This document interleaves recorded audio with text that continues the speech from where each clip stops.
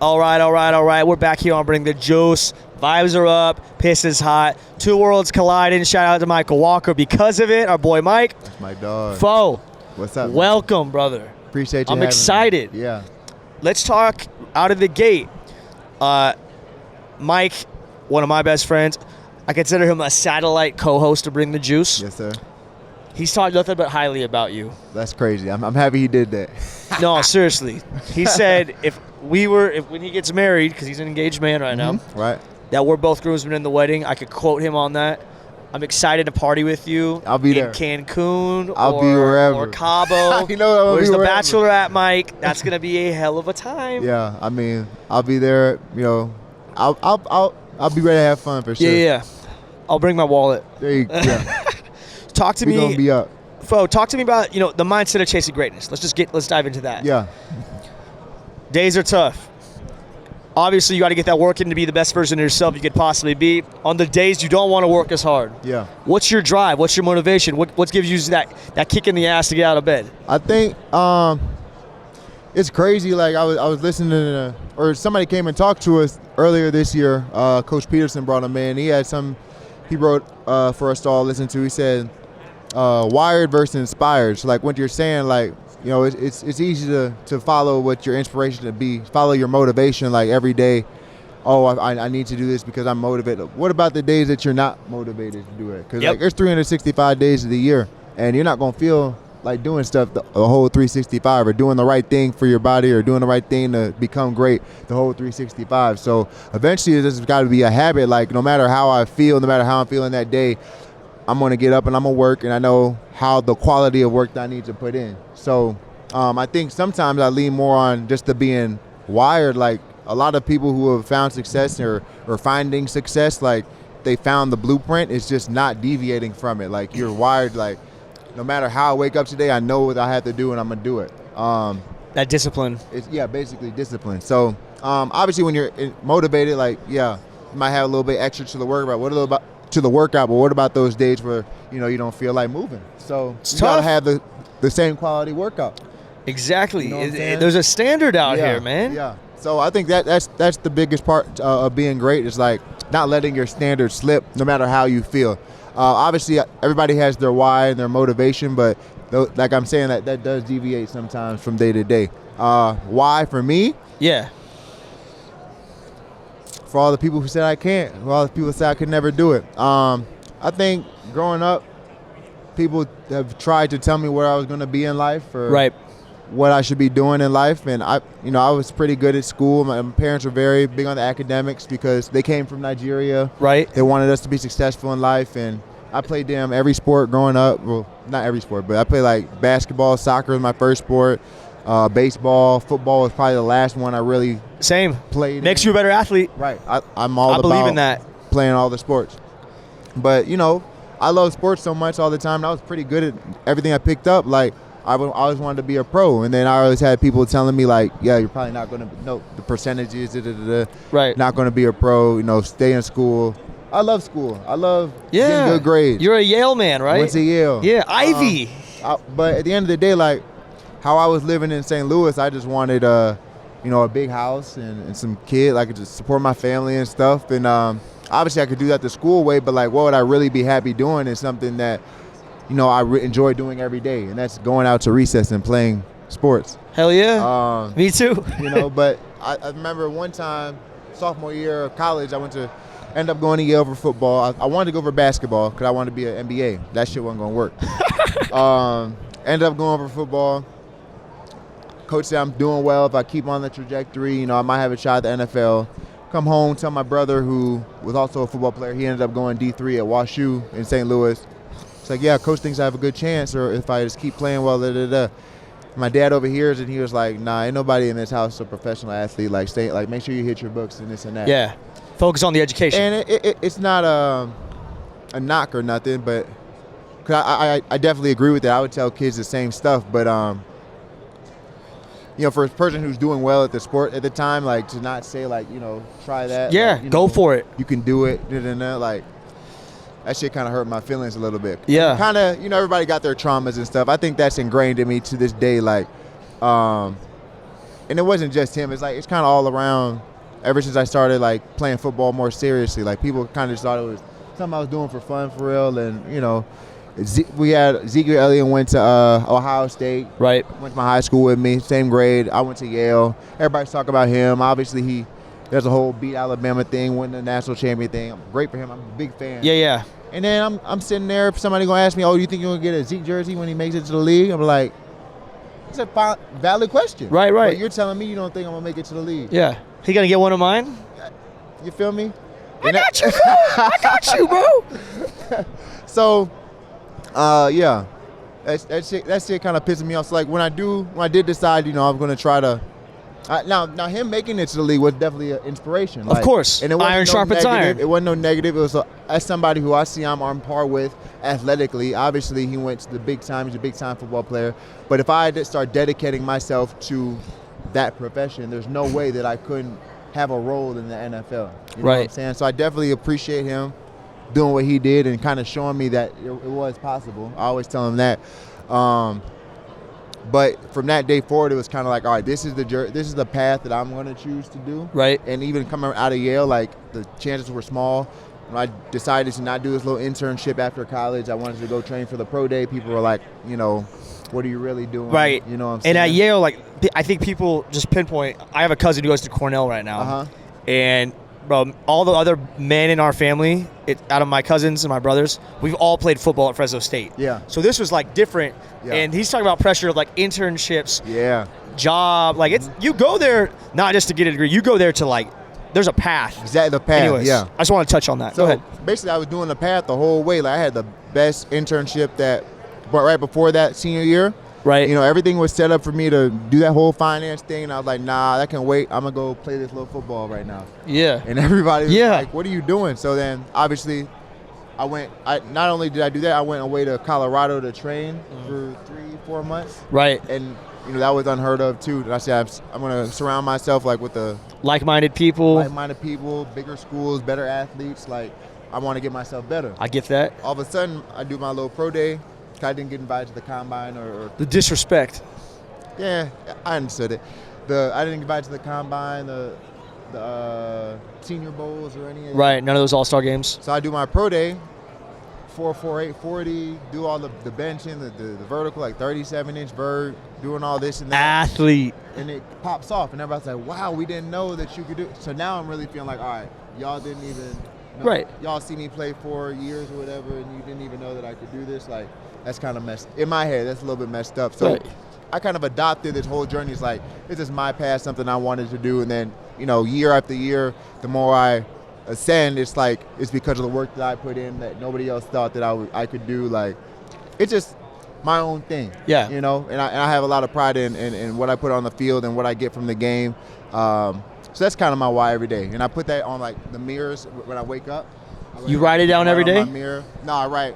For the season, I'll have like a message, and it might grow as the season goes on. Like it's not personal goals, like individual stats per se, but it's like what I'm trying to get from the year, the player I'm trying to be. Remember why I do it. It's like every year I wake up, I read that shit and I get mad. Fuck yeah. And I walk in the facility, people are like, why are you always mad all the time? Like I woke up fucking hot. I woke off pissed off for greatness, baby. Because, I woke off pissed off for greatness. I still remember the people who said I couldn't, and every day I'm trying to prove it that I can. Yeah. Yeah. It's a brick by brick thing, though. Like you said it best earlier, where you're like, you could want something in life. Yeah. Okay? You could want to achieve this goal in life, but do you really want that shit? Yeah. Because there's a lot of people that want things, bro. Fucking podcast, okay? You know how many times I get hit up? Hey, bro, love what you do with the pod. Any advice? Any pointers? Can you help my pod, girl? Number one thing, bro. Biggest thing. Consistency. Yes, sir. Consistency. Anybody can go on Amazon and buy some mics, buy some bullshit. Anyone can start a brand new Instagram page or something like that. Most guys do it. They go 6 weeks. They realize, no one's listening. I don't care. It's the work you put in when nobody's fucking looking. That's really what makes people. That's the difference between good and great. Yep. And everybody could attest to that. I mean, I commend the fuck out of your story, man. Tell me more about playing ball at Yale, the Ivy League. I know that it doesn't get as much ESPN recognition as it should. But I have a list on my phone of sporting events I want to go to someday. Harvard versus Yale is on my list. Mike coming out. That shit was lit. Talk to me about it. That's the biggest game we're gonna play all year, though. Like that's probably in the nation. I always tell people it's top 25 for sure. It's top 25, right? The original game. But that's the biggest game that we play all year. Like right. Every year it's gonna be packed. Tell me about Harvard versus Yale. Tell me about that. I want to hear about this from your perspective. I say it's like probably the most bet on college football game in the nation every year. You know, there's a lot of probably deals that go underneath the table there. You know, that's been going on for a long time. You're talking some big money. You know. You gotta understand who's at the game. Like when I run it out the tunnel one year and I see John Kerry like right there, like that's different than you know, Ohio State. I'm sure people go to those big games, like, but it's different people at those games filling the stands a little bit. So, yeah, I mean, when I first got there, Harvard was way better than us. Yeah, you know, they were an established program. Our coach was new. He was trying to rebuild our Yale program. So I think Harvard had won like the last 10 or something. Oh, shit. Kyle Juszczyk, I'm sorry. Yeah, Juice. Juice, yeah. He had just left. They had Cameron Braid, who ended up going to the Bucks for 8-10 years, and he was maybe a Pro Bowler at one point. He was there as a senior my freshman year. Yeah. They beat our ass. I can't tell you. I mean, they were grown men out there, man. I was like, okay, they're real. That's the real deal. But that's what we wanted to get to. Like, right. Now you got something to chase. And like we were like the top recruiting class in the Ivy League that year with that new coach. Like we started recruiting black people.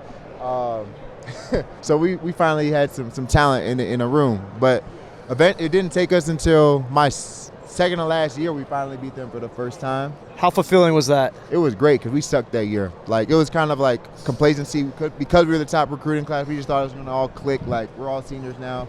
Much easier said than done. You know, let's just go out there and beat these guys' ass. Like we had some success earlier in our careers. Like it's all gonna click, and then we weren't like working the right way or something. But it all got salvaged. Like we beat Harvard at the final game. I think we saved our coaches' jobs maybe. Beat them. Next year, running back, I had an injury redshirt year. We won the whole Ivy League title and beat Harvard to cap it off. So that was like our first Ivy League title in a long time outright. But that game is just like, you know, you want to talk about bowl games and stuff. Like when you have probably on average 20-something thousand, like it's not Ivy League, nobody cares about football. Sports. Yeah. You know, only like specific games. And then all of a sudden, it's popping. You have to, you know, police escort for us. We don't have that. Police escort, like the whole campus is filled up with Harvard and Yale people partying all night and stuff. And now, like, they're at the game. You know, they don't really know what the fuck they're cheering for, but they're there. Yeah. To make it They don't know what the fuck they're cheering for. But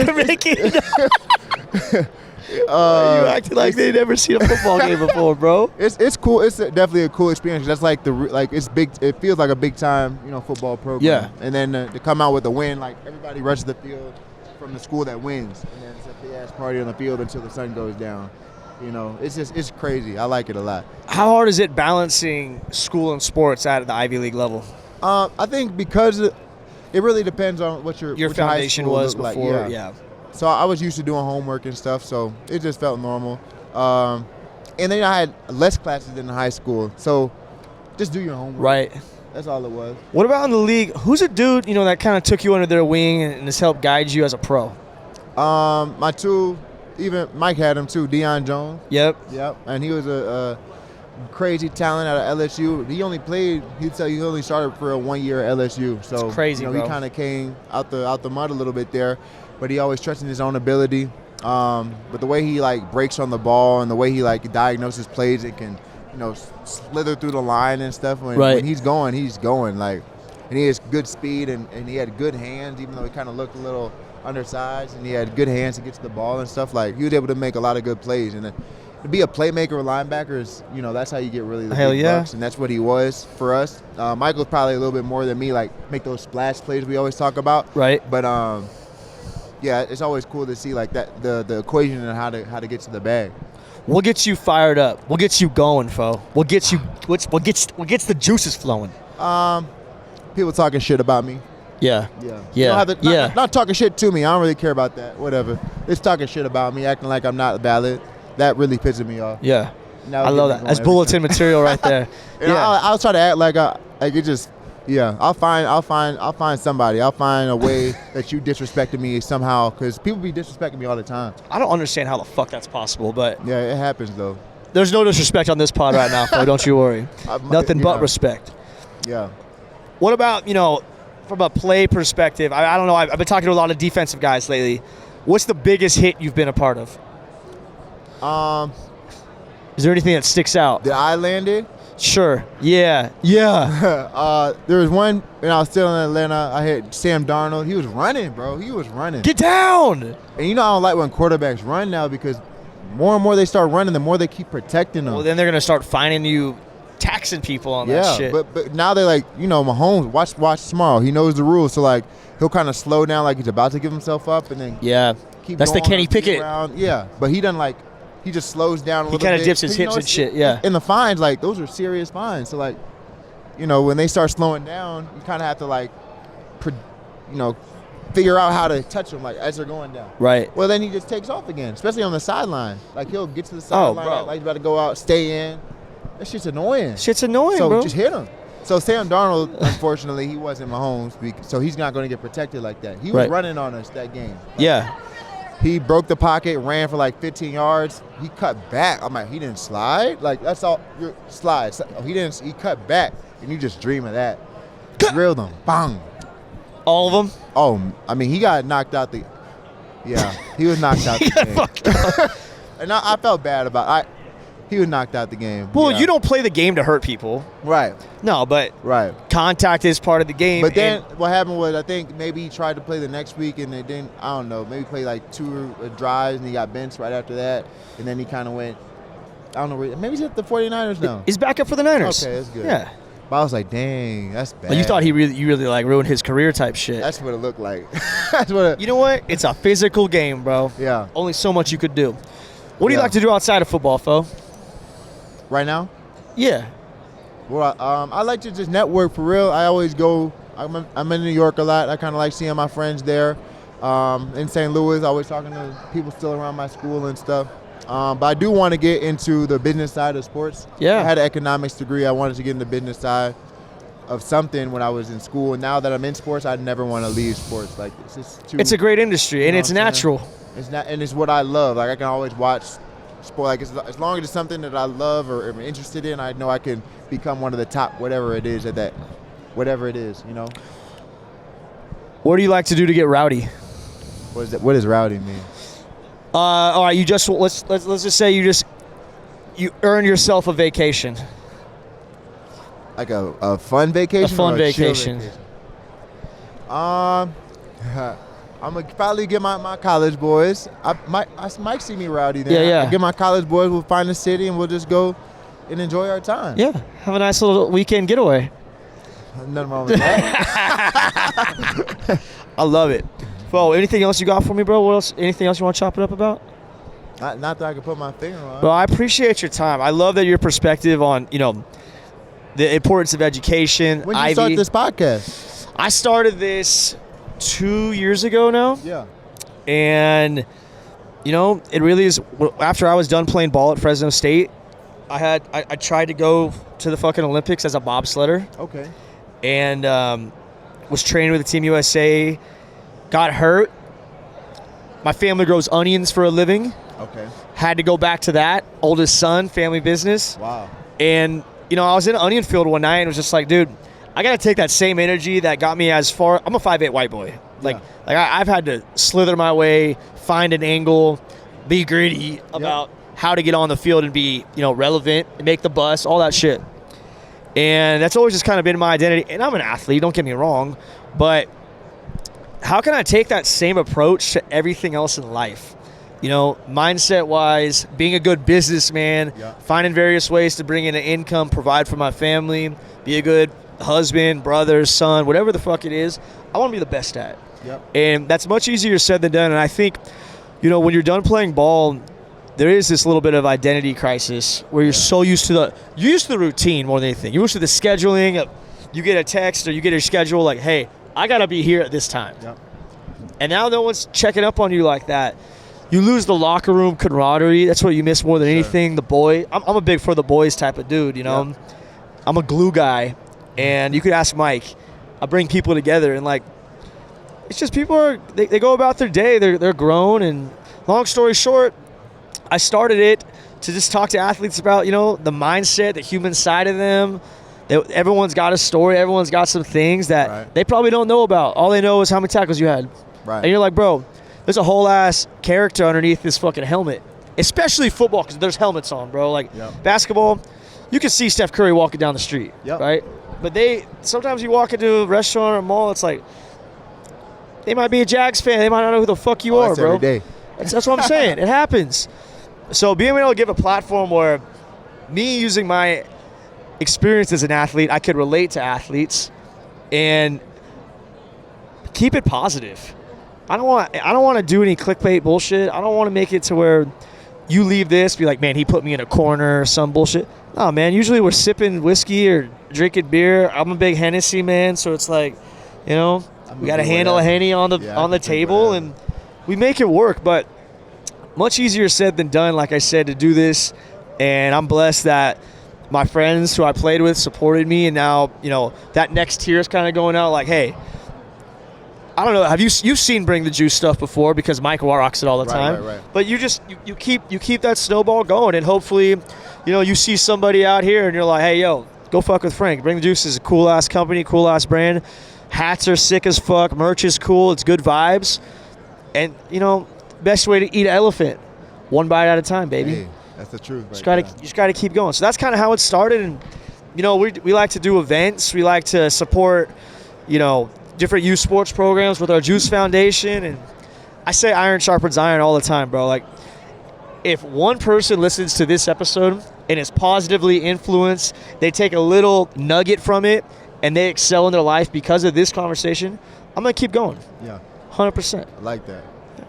Yeah. Anything else? I did think about what you was talking about, that my little brand I got on, Ugly Gang. You ever heard of Ugly Gang? Ugly Gang? Yeah. I've not heard of Ugly Gang. Might not doing you right. No, you're good. You take the mic off. I used to tell Mike about it. I have seen Ugly Gang. Ugly Gang. So it's, there you go. Ugly Gang, you gotta love yourself is what it stands for. Got to love yourself. Yeah. And then I got the Ugly Duckling. Yeah. That's my guy there, because that's like a representation of me for real.